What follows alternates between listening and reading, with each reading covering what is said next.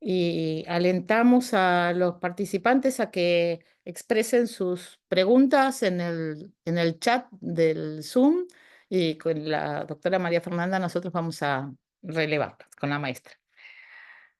Muchas gracias y le damos la palabra al doctor Octavio Valadez Blanco. Bueno, muchas gracias por la invitación. Disculpen que no puse el formato adecuado, pero bueno, espero que nos concentremos en el contenido, ¿no? Es para mí de veras un placer estar aquí con esta nueva versión de este encuentro iberoamericano. Tuve la oportunidad de estar de manera presencial en otros. Y bueno, lo que voy a hacer es aprovechar el tiempo, porque hay una parte teórica, pero a diferencia de otras charlas que he dado aquí también con el doctor Jerónimo, quiero también hablar más de las experiencias recientes que estoy teniendo, porque creo que es un poco lo que ahorita también nos interesa mucho más a todos, ¿no? Entonces, pues comienzo. Quiero partir de dos nociones de complejidad y quiero plantear brevemente cómo es que llegué a ellas.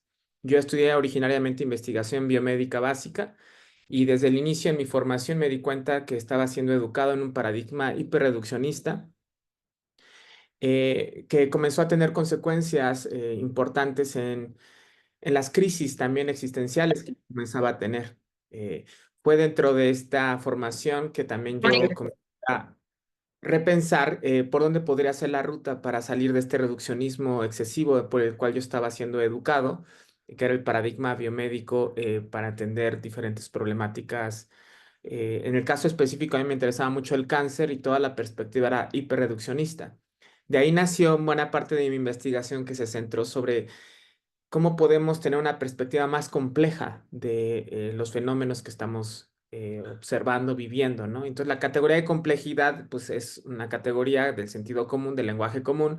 Sin embargo, ya como categoría filosófica, como categoría epistemológica, pues se vuelve muy relevante para los tiempos que estamos viviendo. Y hay dos nociones que yo quiero ahorita partir. La primera es una complejidad dialéctica que tiene que ver con no solamente con las nuevas teorías de Edgar Morin, todo lo que salió respecto a la complejidad, sino viene más bien de una tradición antigua de cómo nos posicionamos frente a modos de civilización cosificantes, ¿no? Es toda la tradición del pensamiento crítico, de la filosofía, esta duda de las maneras simplificadas por las cuales toda cultura opera, ¿no? Y que entra en crisis justo cuando un sujeto se da cuenta que la vida no es tan simplificada como se lo habían contado, ¿no? Esto que parece una cuestión muy, pues, cotidiana, en realidad la filosofía se la ha tomado en serio como una crítica a la cotidianidad, ¿no? Como convertir eso que es simple, que es lo cotidiano, en algo que es complejo porque oculta realidades, porque oculta fenómenos. Entonces, muchas de las tradiciones filosóficas que han tomado la complejidad no necesariamente la han nombrado como tal, sino es una crítica a las maneras simplificadas de entender la realidad. Y esta complejidad dialéctica es mucho más antigua que, por supuesto, hoy los complejólogos que se ponen la camiseta de que nació con Edgar Morin. No es cierto, en realidad viene de una tradición muy antigua del pensamiento crítico, filosófico y científico. Pero también una complejidad empírica, que esa sí es un poco más reciente y que nació sobre todo de la física de los sistemas complejos y de la biología, y es cómo entender fenómenos desde paradigmas que no sean tan reduccionistas como los que justo yo estaba estudiando cuando estaba estudiando mi carrera, ¿no? Y es entender, por ejemplo, un cardumen de peces y darnos cuenta de que por más que queramos ir a los genes de este organismo, no vamos a poder entender el fenómeno colectivo que hace que emerjan estos procesos de autoorganización. Es decir, que el paradigma que buscaba encontrar en la parte más fundamental la explicación de un sistema complejo, eh, pues era insuficiente para entender fenómenos tan simples como un cardumen de peces, como una parvada de aves. Ahora pensemos en una estructura social humana, ¿no? Entonces, sería tan absurdo como querer entender los fenómenos civilizatorios o los conflictos sociales en función de elementos solamente del individuo. Pueden ser psicológicos, biológicos, etcétera. Entonces, la complejidad empírica va a ser una tradición, sobre todo de la física, que va a postular que estamos lidiando con sistemas abiertos, es decir, que no son los sistemas idealizados que enseñamos en las universidades, son sistemas con fronteras abiertas, son sistemas no lineales, es decir, la causa no es proporcional al efecto, entonces a veces no tiene caso que busques la causa del cáncer porque es multicausal y porque además es no lineal. Y les enseñamos a los estudiantes es que la causa es genética cuando en realidad es multicausal y entonces cuando nos queremos mover de una causalidad lineal a una causalidad no lineal, nuestros paradigmas científicos empíricos se empiezan a desmoronar. Pero también son sistemas frustrados, es decir, donde por ejemplo, un problema que quieres entender, un problema complejo, resulta que tu intervención puede generar un efecto contraproducente y eso que parecía una medicina se puede volver una enfermedad, se puede volver, de hecho, contraproducente. Esto ha generado un sinfín de problemas para el campo de las ciencias sociales y las humanidades. Sin embargo, algo que se puede reconocer prácticamente de todas las disciplinas es hoy que estamos en una ontología de la complejidad donde es necesario hablar de dos categorías, por lo menos que es antropoceno y capitaloceno. Y lo que están enfatizando estas categorías es de que entender los sistemas planetarios separados del sistema humano nos lleva al desafío de que en realidad no estamos separados, de que de hecho la humanidad y los procesos culturales es una fuerza geológica en el planeta. De tal manera que la ontología de la naturaleza y la ontología de la cultura necesariamente tienen que estar articulados en categorías como estas que ya son categorías bioculturales. Estamos lidiando con complejidades bioculturales en donde lidiamos con sistemas naturales biológicos, pero también estos están siendo transformados por todas las dinámicas culturales que históricamente se han venido desarrollando en este planeta y que hoy muchos dicen no es tanto que el ser humano ha transformado el planeta, sino es un sistema hegemónico que ha alcanzado pues un nivel sistémico como ningún otro sistema económico, político y cultural, que efectivamente es un capitalismo heteropatriarcal. eh, que de alguna manera modifica los cuerpos, que modifica las mentes y que no puede perderse de vista cuando queremos entender un fenómeno que parece meramente biológico, que puede ser un fenómeno, por ejemplo, ecológico de el ecosistema de un árbol, pues resulta que ese ecosistema que ocurre en un árbol, que no solamente en su follaje, sino en sus raíces, etcétera, tiene que entenderse que ese árbol está situado a los costados de un río, cerca de una mina en México, ¿no? Que en realidad ha sido ese río contaminado, ¿no? Y entonces ir agregando todas estas variables de tal manera que esa mirada del biólogo que solo podía y quería entender la parte biológica se vuelve insuficiente y tremendamente abstracto cuando separa todas las dimensiones que ya están afectando ese ecosistema, de tal manera que los sistemas abiertos todo el tiempo nos están desafiando nuestros marcos conceptuales y disciplinares. Lidiamos con ontologías multinivel, por ejemplo, si yo quiero entender el cáncer y me reduzco a la parte genética, pierdo de vista todos los niveles de complejidad desde la célula, el tejido, microambiente de la célula, el microambiente del tejido, el órgano, el sistema, pero si pensamos que este cuerpo además está situado en un contexto geopolítico, en una época determinada, que es de cierto género, de cierta edad, que tiene cierta preferencia sexual, que tiene cierto lenguaje, cierta cultura, etcétera, ¿dónde y cómo se integra esta complejidad del fenómeno que queremos entender desde un campo como la biomedicina, desde un campo como la salud pública, que es a lo que yo me dedico, pero prácticamente desde cualquier campo, inclusive la matemática se está enfrentando a esto, los sistemas que parecen que son muy formales deben lidiar con ontologías que no están fragmentadas. Nuestras disciplinas están fragmentadas, pero el mundo no. ¿No? Y cómo entonces lidiamos con esa fragmentación es uno de los desafíos a los que nos estamos enfrentando. Entonces yo propongo aquí una arquitectónica para la complejidad biocultural que puede servir como fundamento de una pregunta sobre cómo enseñar, cómo educar frente a esta complejidad. Y aquí planteo cuatro preguntas básicas que me inspiró mucho en Kant, porque Kant se está preguntando también la pregunta de qué es el hombre. Toda su obra es una pregunta muy general sobre quiénes somos, ¿no? Y creo que es una pregunta fundamental, es una antropología filosófica lo que va a hacer Kant. Sin embargo, aquí yo lo quiero traer a la complejidad para decir que por lo menos cuatro preguntas nos importan. La pregunta del quién es. Siempre, en cualquier problema, así sea un problema matemático, ¿quién decide? ¿Para quién le sirve? ¿De quién se trata? Es una dimensión política, ética política.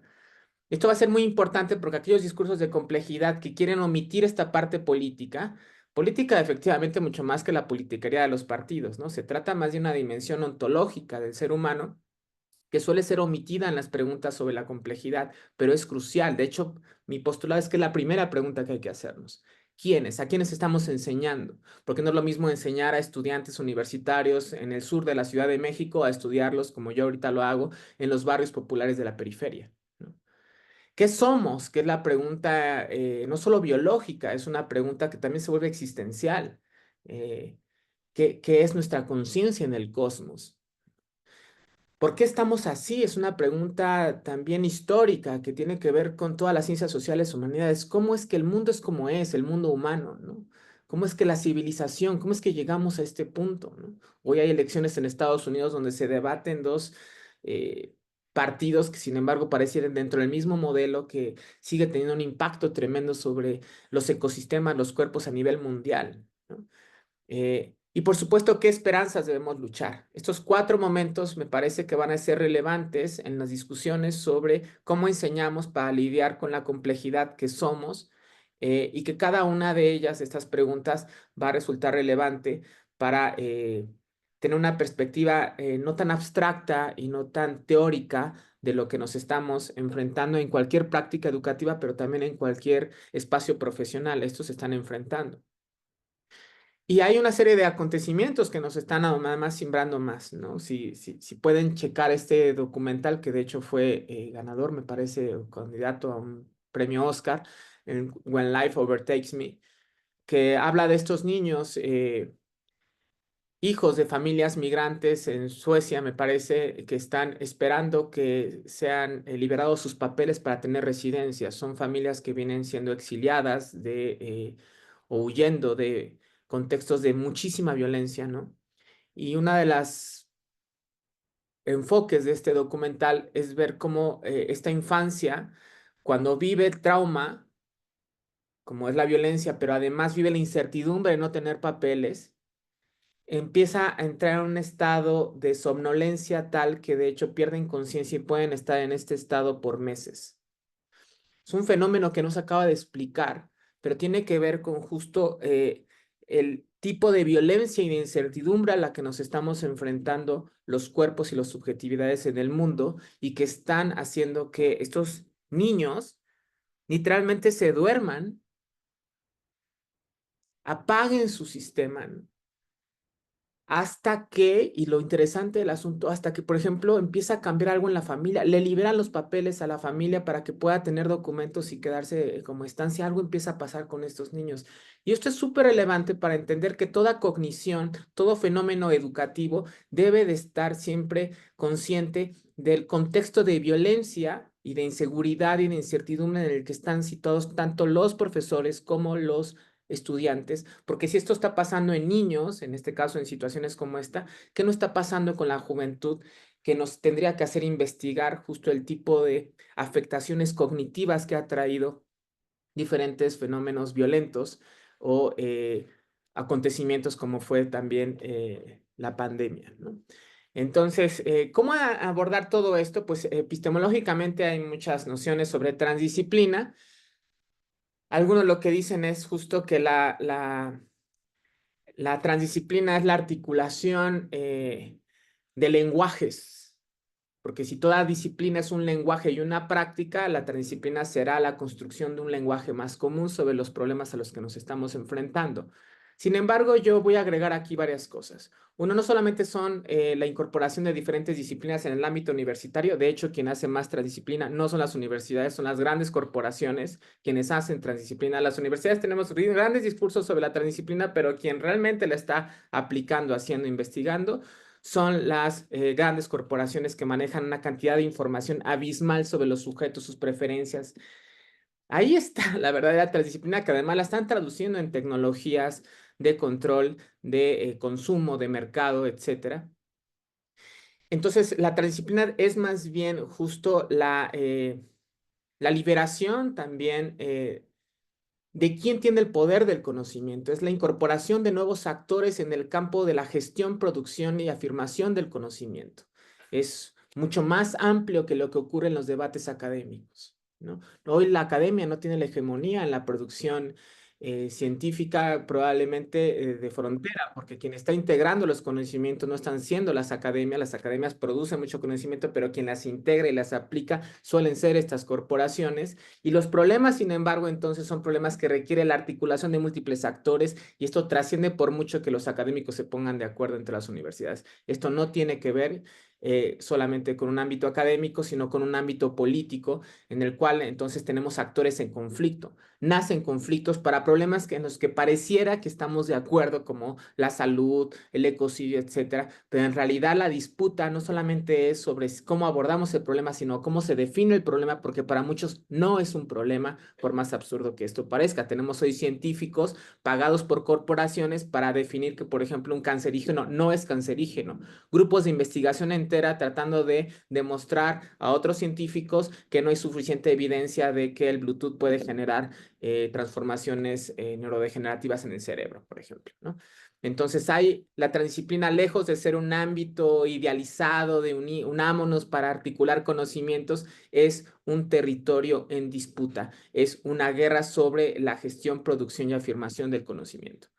Y esto va a ser muy importante porque entonces estamos ante diferentes conflictos. Por lo menos estamos ante conflictos de verdad sobre quién valida en esta aceptación de que lidiamos con sistemas abiertos que no se pueden ubicar solo en el ámbito de la biología, en el ámbito de las ciencias sociales. ¿Quién valida?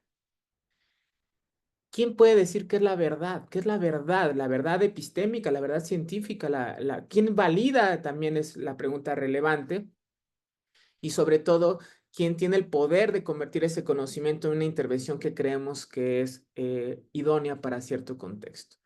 La transdisciplina es y parte necesariamente del reconocimiento de estos conflictos, pero también del reconocimiento de que a pesar de que mucho de ello está siendo integrado por las corporaciones, hay una posibilidad de aún en nichos pequeños de investigación poder hacer iniciativas que en esta comprensión de la complejidad nos permita hacer cambios en otras escalas. Y aquí solamente pongo esta imagen de cómo la invención del motor, tanto eléctrico como de gasolina, transformó la civilización humana, ¿no? De tal manera que hoy, por ejemplo, difícilmente podemos entender una sociedad humana que no haya sido afectada por un invento como fue el motor. Entonces, hay fenómenos, justo hay descubrimientos científicos, hay aportaciones que en una escala pueden tener impacto en otras escalas.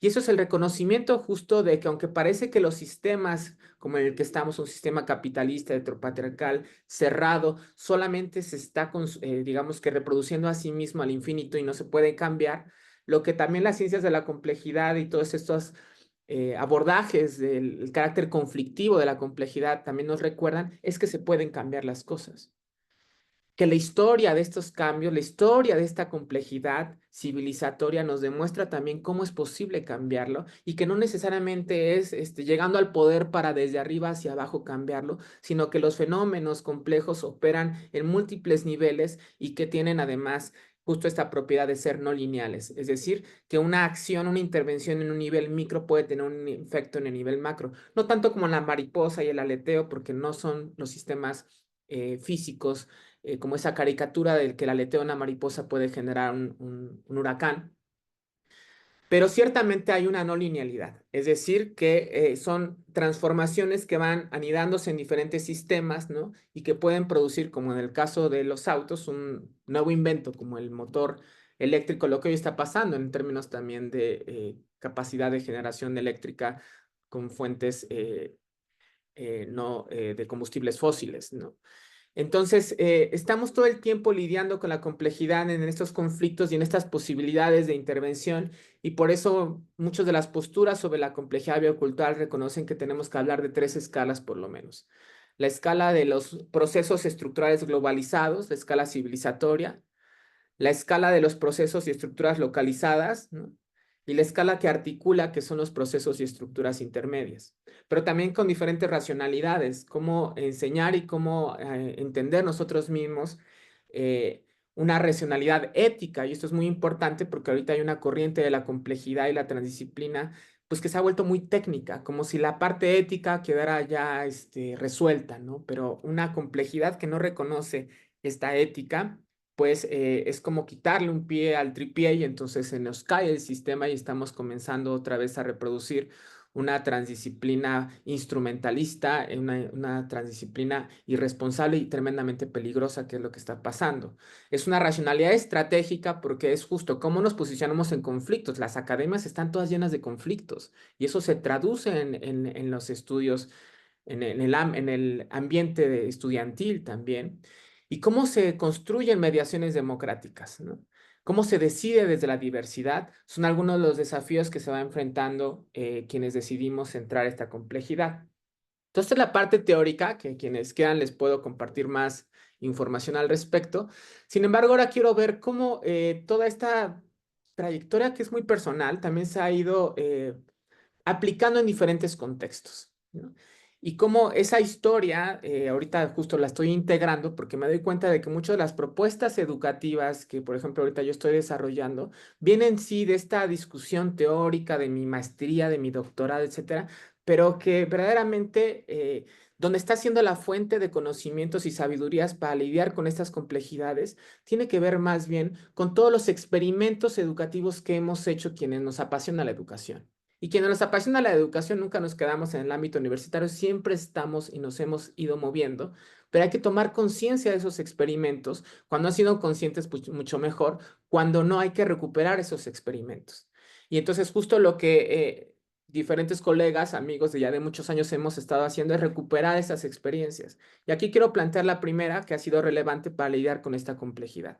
Uno es la autogestión académica, que es una categoría de José Revueltas, profesor aquí de la UNAM, que fue uno de los líderes también estudiantiles del movimiento de 1968, y que cuando veía él justo que el estudiantado estaba despertando frente a la crisis civilizatoria que estaba aconteciendo en los 60, él postuló la importancia de una autogestión académica, es decir, de que el estudiante pueda reconocer que las estructuras académicas no van a cambiar.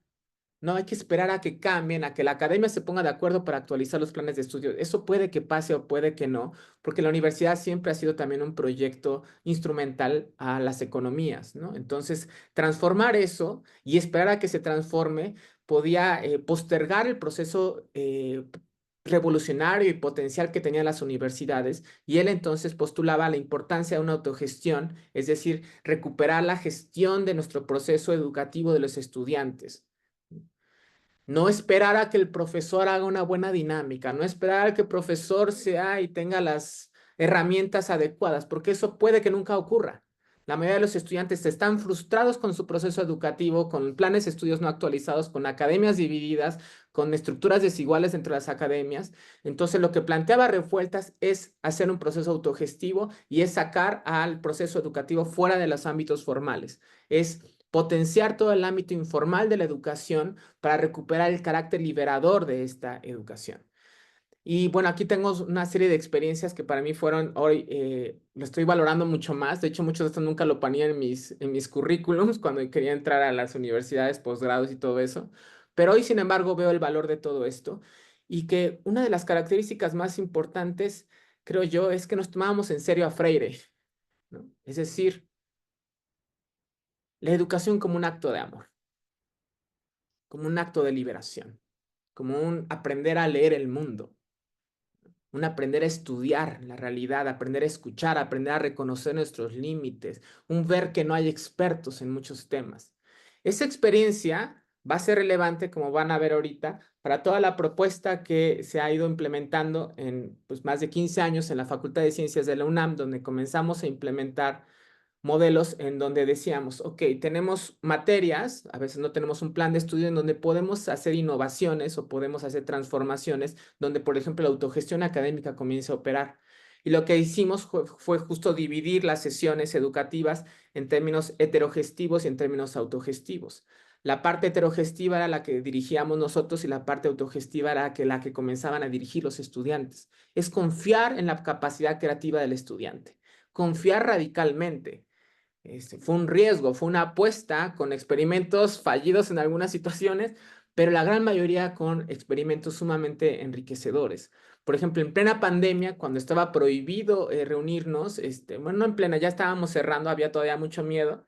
los estudiantes en este espacio educativo decidieron reunirse y verse con cubrebocas o lo que sea porque estaban al borde de la ansiedad.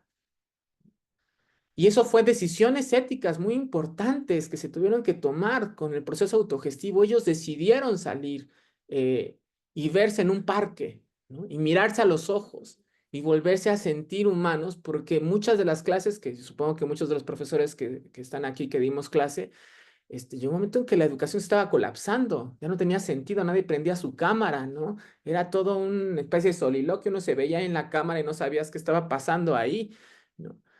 Cuando los estudiantes tomaron las riendas en plena pandemia, decidieron verse. La presencia fue una necesidad corporal que pudieron reconocer no los profesores, no las universidades, sino los estudiantes, ¿no?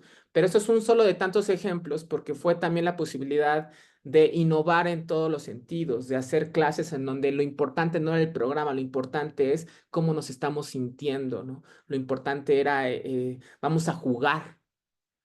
Vamos a jugar, vamos a divertirnos, vamos a hablar de lo que nos está pasando.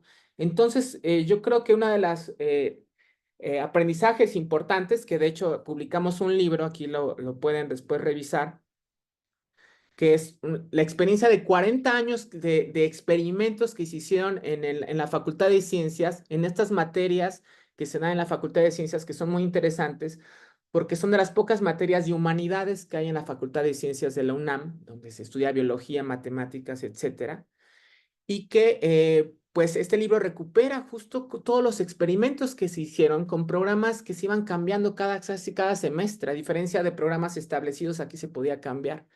Entonces, algunos de los desafíos que emergieron en esta experiencia ya traducida al ámbito, digamos que las universidades, al ámbito formal, uno es la diversidad e interseccionalidad de los contenidos empíricos. Cuando uno lidia con la complejidad, nos damos cuenta que estamos lidiando no con un problema que puedas abordar como maestro porque lo dominas, sino con problemas que inclusive como maestro tú no dominas, tú no sabes, no entiendes. ¿Cómo con ellos vas en el proceso de investigación ante fenómenos que ni siquiera tú mismo has sido formado para entender? Son también los debates sobre los fines sociales, culturales y de la educación. Cuando les preguntas a los estudiantes, por lo menos aquí en la facultad, de qué querían hablar de cómo estaban en desacuerdo con la universidad, cómo estaban hartos de los profesores, cómo estaban hartos de los contenidos, cómo estaban hartos de la universidad, cómo estaban profundamente decepcionados de la universidad. En los últimos semestres en la universidad ha sido una gran decepción de las juventudes con respecto a la universidad, con respecto a los profesores, a las contradicciones de los profesores, profesores acosadores, profesores que no preparan sus clases, desigualdad salarial, profesores que no llegan a clases. Todas esas contradicciones era el gran tema de los estudiantes.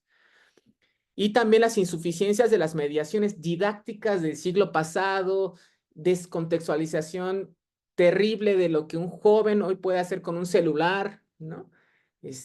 Una ignorancia radical, pero no solo una ignorancia, sino un cinismo de profesores que no están dispuestos a entender qué pasa con la juventud hoy, no hace 5 años, no hace 10, sino hoy, qué se está enfrentando la juventud.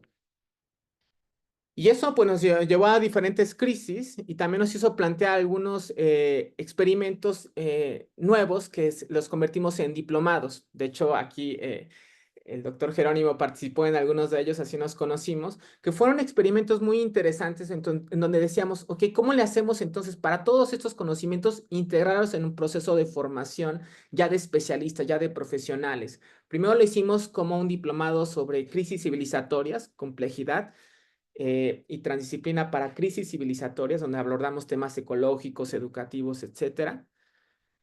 Y después hicimos uno sobre el cáncer. Y una de las experiencias interesantes de estos diplomados es que podíamos salirnos de las currículas y podíamos diseñar cosas diferentes. Es decir, había una parte, por ejemplo, de ponencias, pero había muchos elementos de talleres, ¿no?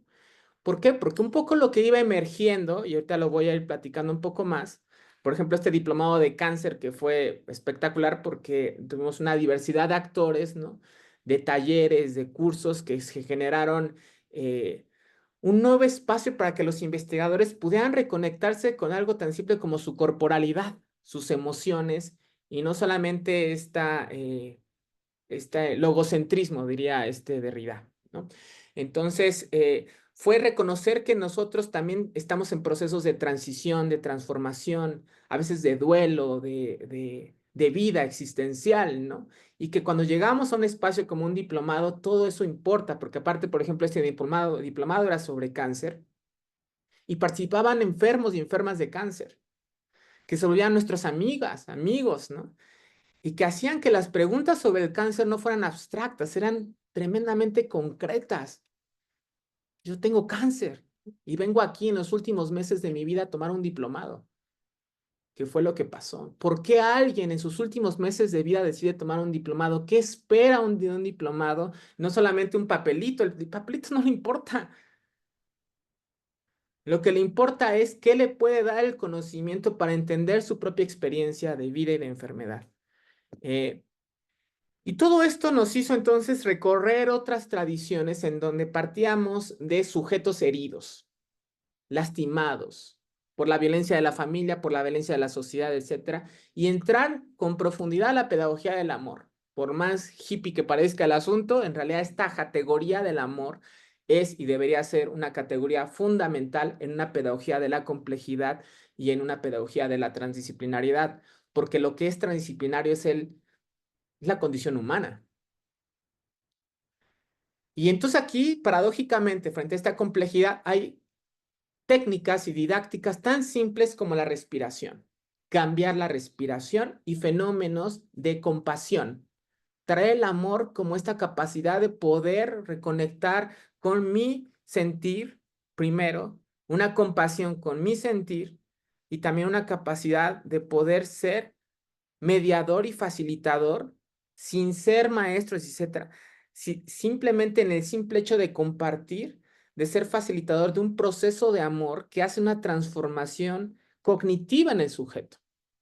El sujeto cuando rompe un bloqueo emocional tiene capacidad de reconectarse con su capacidad intelectiva también oculta bajo capas y capas de emociones reprimidas, de entender y de ver que mucho de la investigación y la docencia es entenderse a sí mismo, entender tu personalidad. Justo un profesor, un académico que no piensa su personalidad difícilmente puede ayudar a un estudiante a superar las creencias limitantes de su propia personalidad.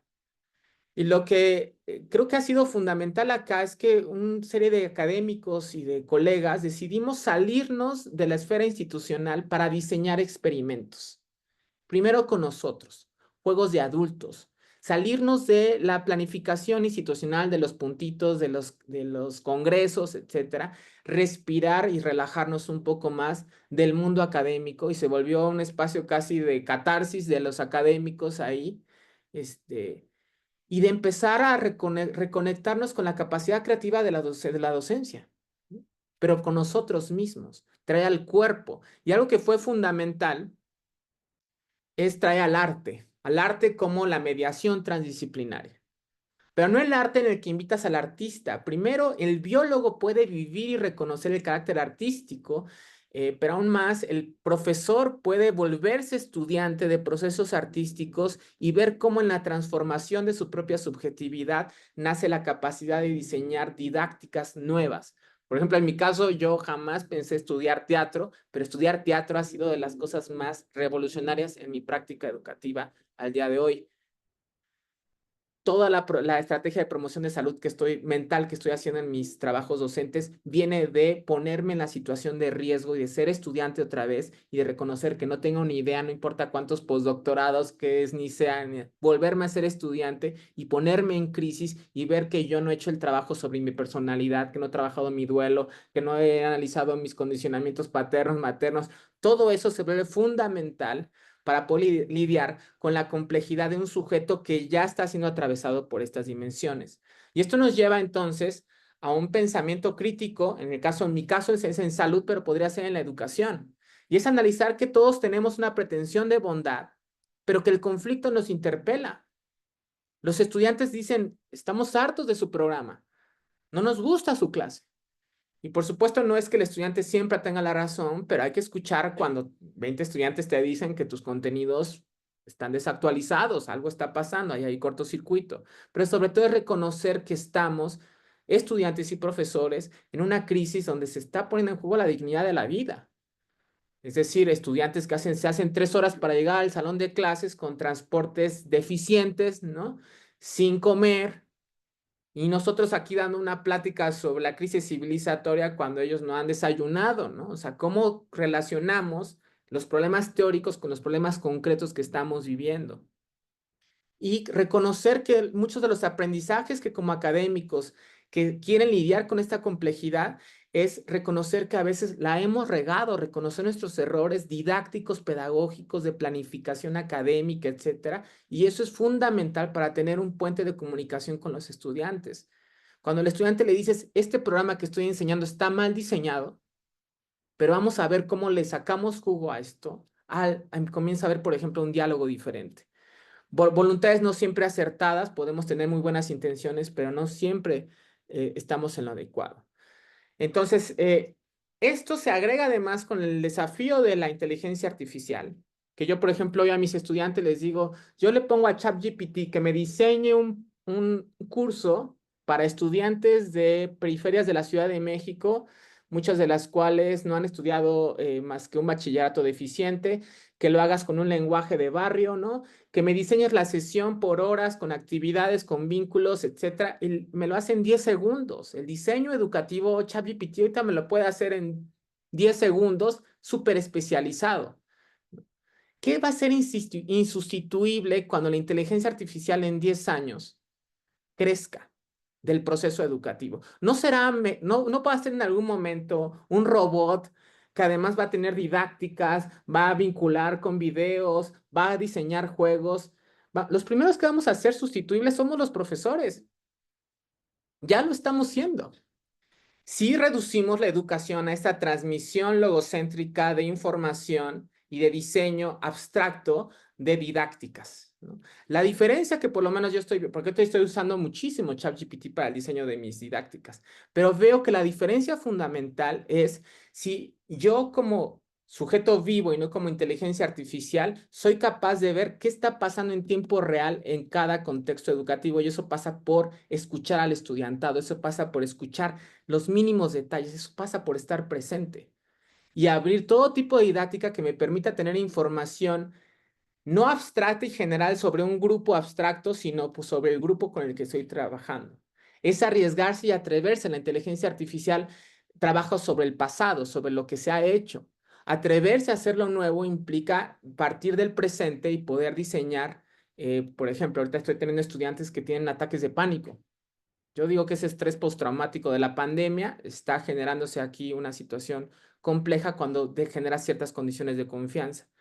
Emerge entonces la palabra del estudiante y entonces implica atrevernos a confiar como académicos a que no le puedes decir que vaya al psicólogo porque resulta que, por ejemplo, en mi universidad hay un psicólogo para 3,000 estudiantes y además tiene prohibido dar terapia. Solo puede dar orientación educativa. Yo tengo estudiantes que no tienen para pagar terapia. El espacio educativo, querámoslo o no, está teniendo un rol terapéutico. Yo cuando hago preguntas de para qué están los estudiantes en mis clases, no están para estudiar, no están para terminar una carrera, están para oír de su familia, para no estar en sus casas, para tener de qué comer porque hay un comedor en la universidad, para estar con otros.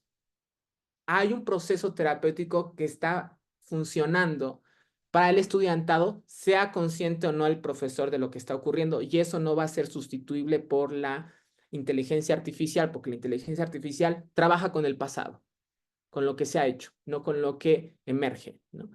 Y esto es muy importante porque nos convierte a los académicos en personas que preguntan y que tratan de estar todo el tiempo situando las condiciones específicas del proceso educativo.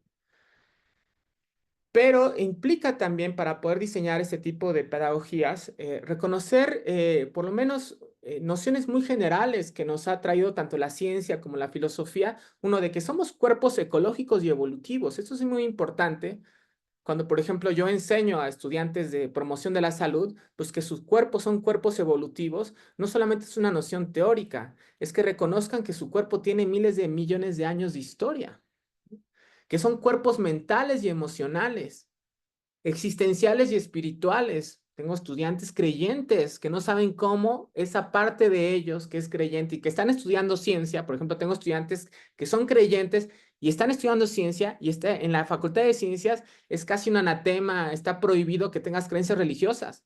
Es una contradicción. Entonces viven en una especie de vida oculta, ¿no? De sus verdaderas y profundas creencias, ¿no? Somos cuerpos culturales y sociales. Y que mucho del proceso de lidiar con la complejidad y del proceso de concientización que tiene la educación es cómo pasamos de ser cohabitantes y de esta pasividad a procesos más colectivos, ¿no? Entonces, bueno, voy a ir un poquito más rápido para que haya un poco más de chance de diálogo.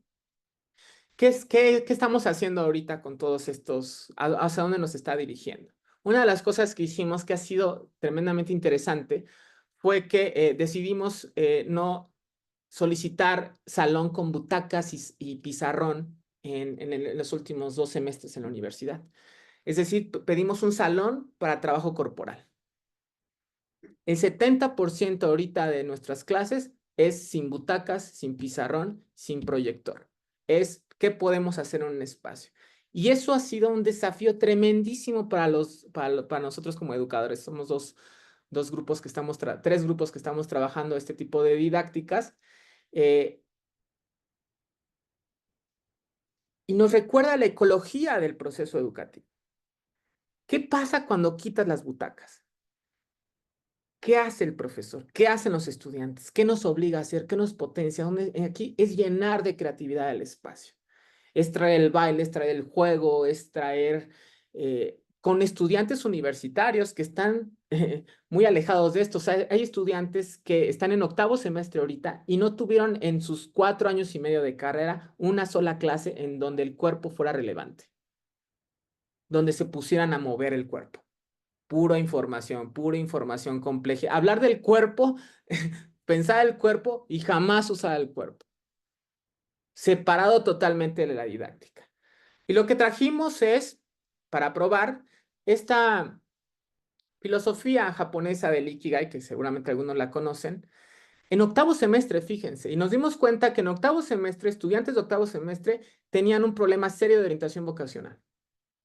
Ni siquiera sabían si estaban en la carrera adecuada, porque nunca se les había preguntado realmente qué amas, en qué eres bueno, cuáles son tus talentos, qué necesita, cómo, no, por más que habían llevado materias de investigación, trabajos finales, materias de salud pública, yo doy clases a promotores de salud, llevan muchas materias de abordaje y no habían hecho un proceso introspectivo los estudiantes de qué es lo que me gusta.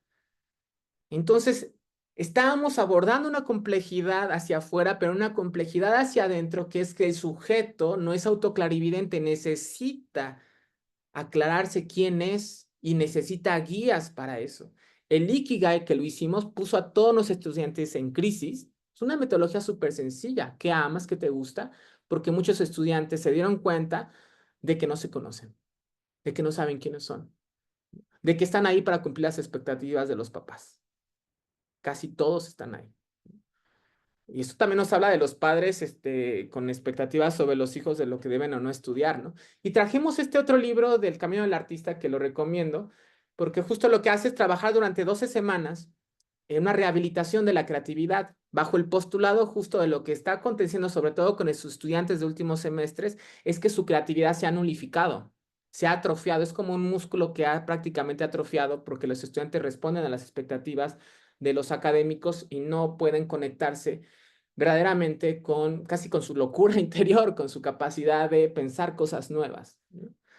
Entonces, eso ha sido una revolución en nuestro proceso educativo porque es traer la meditación, por ejemplo, fundamental para estudiantes de barrios, eh, pero si tú pones a un estudiante que tiene tanta energía y tiene tanta violencia en su contexto, que se siente y respire, solo ves sus piernas cómo se están moviendo porque están en una ansiedad, necesitan el cuerpo, necesitan mover, necesitan gritar. Hacer que un estudiante grite en la universidad nos ha costado un año. Porque en la universidad no, tener un espacio, aparte, abren la puerta, ¿y qué están haciendo aquí? Y llegan otros académicos y nos dicen, estamos haciendo promoción de salud mental, les decimos.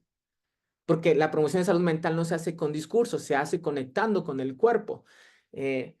Y bueno, para no alargar demasiado, todo esto nos está llevando justo a cómo el desafío de la complejidad de los fenómenos que estamos viviendo, que tenemos que enfrentar, todas las experiencias y prácticas que hemos tenido, todos estos prototipos y experimentos educativos que estamos haciendo, que se tienen que traducir también en cambios de planes de estudios, se convierte entonces en una pregunta sobre cómo las universidades pueden ser promotoras de salud mental como condición de posibilidad para que el proceso educativo se realice, porque es reconocer, de hecho, que estamos lidiando con una pandemia de enfermedad mental, de ansiedad, de desconexión, de dispersión, de falta de atención, ¿no?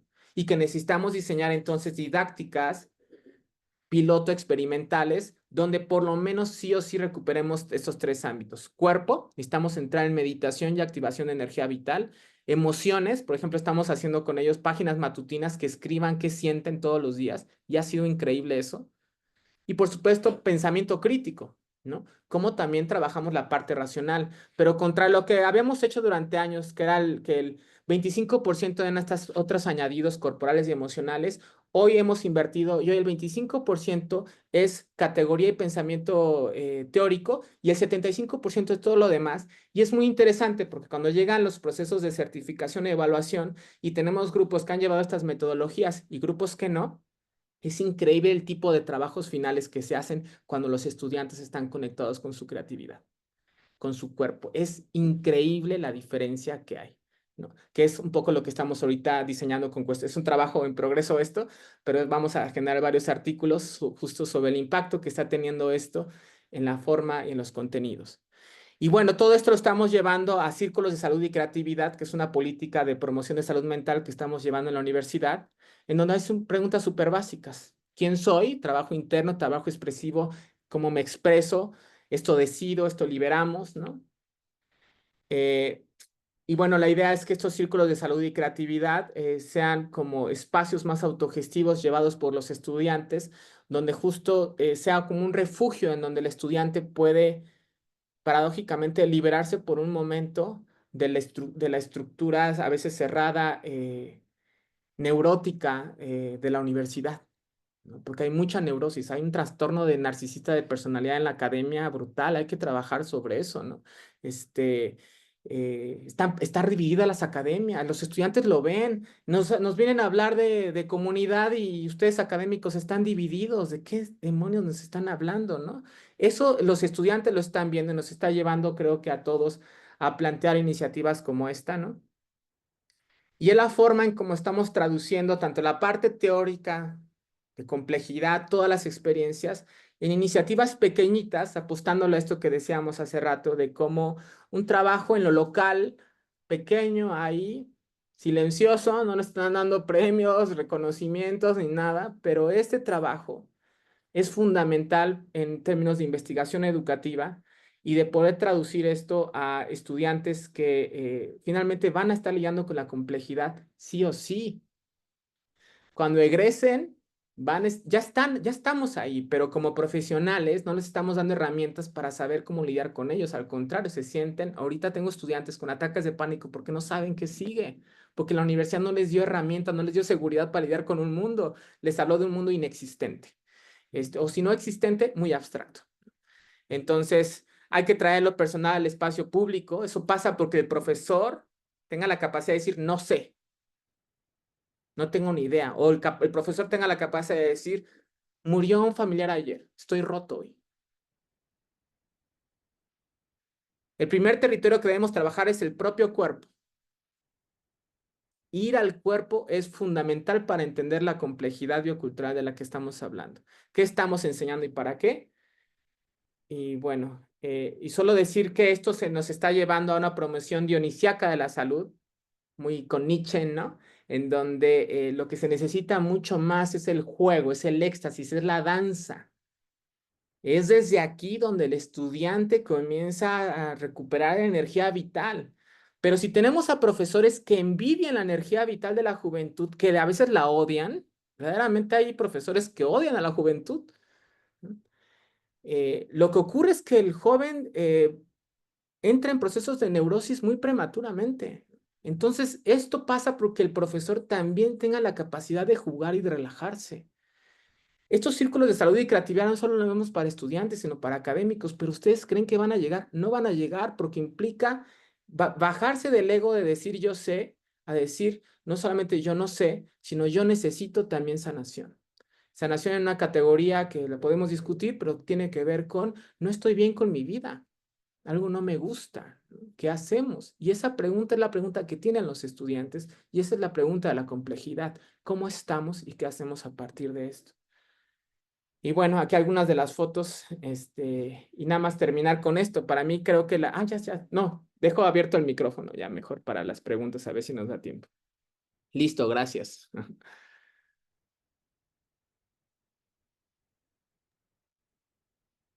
Bueno, muchas gracias.